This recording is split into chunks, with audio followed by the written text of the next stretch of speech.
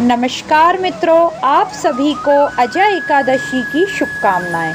अजय एकादशी का व्रत भाद्रपद के कृष्ण पक्ष की एकादशी तिथि के दिन रखा जाता है।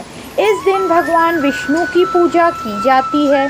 मान्यता है कि अगर अजय एकादशी के दिन कोई व्यक्ति भगवान विष्णु को प्रसन्न करने के लिए व्रत करता है तो उसके जीवन में सुख, समृद्धि और धन हमेशा रहता है।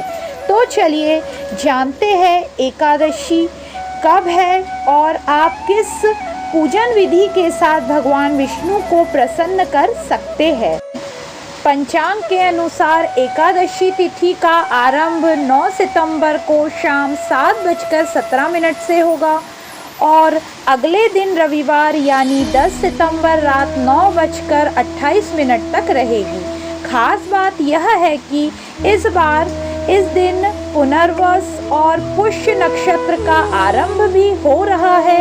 ऐसे में अजय एकादशी का व्रत 10 सितंबर को ही रखा जाना चाहिए। अजय एकादशी का महत्व। अर्जुन ने कहा, हे पुंडरीकाक्ष, मैंने श्रावण शुक्ल एकादशी अर्थात पुत्रदा एकादशी का सविस्तार वर्णन सुना।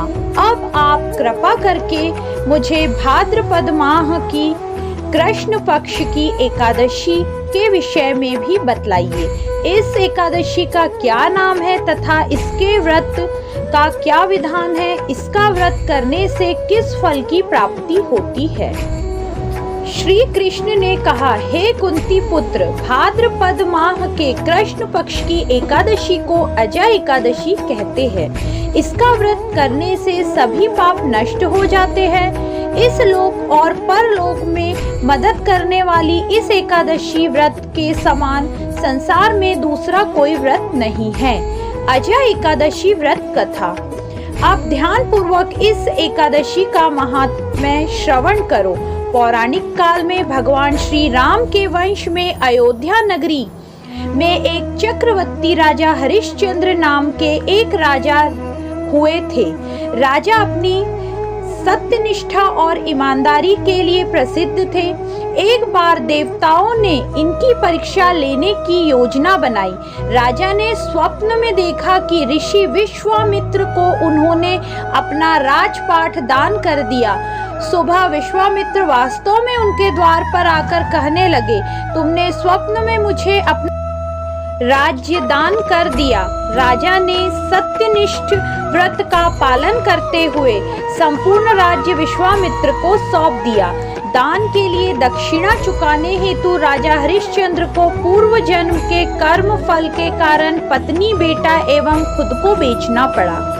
राजा हरिश्चंद्र को एक डोम ने खरीद लिया था जो शमशान भूमि में लोगों के दाह संस्कार का काम करवाता था। स्वयं वह एक चांडाल का दास बन गया।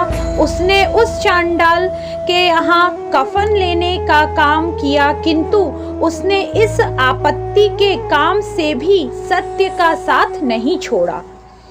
जब इस प्रकार उसे कई वर्ष बीत गए तो उसे अपने इस नीच कर्म पर बड़ा दुख हुआ और वह इससे मुक्त होने का उपाय खोजने लगा।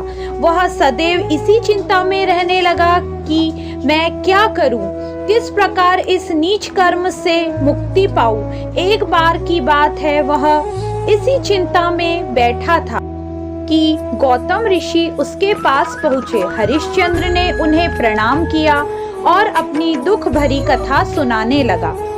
राजा हरिश्चंद्र की दुख भरी कहानी सुनकर महर्षि गौतम भी अत्यंत दुखी हुए और उन्होंने राजा से कहा, हे राजन, भादो माह के कृष्ण पक्ष की एकादशी का नाम अजय है। तुम उस एकादशी का विधान पूर्वक व्रत करो तथा रात्रि को जागरण करो।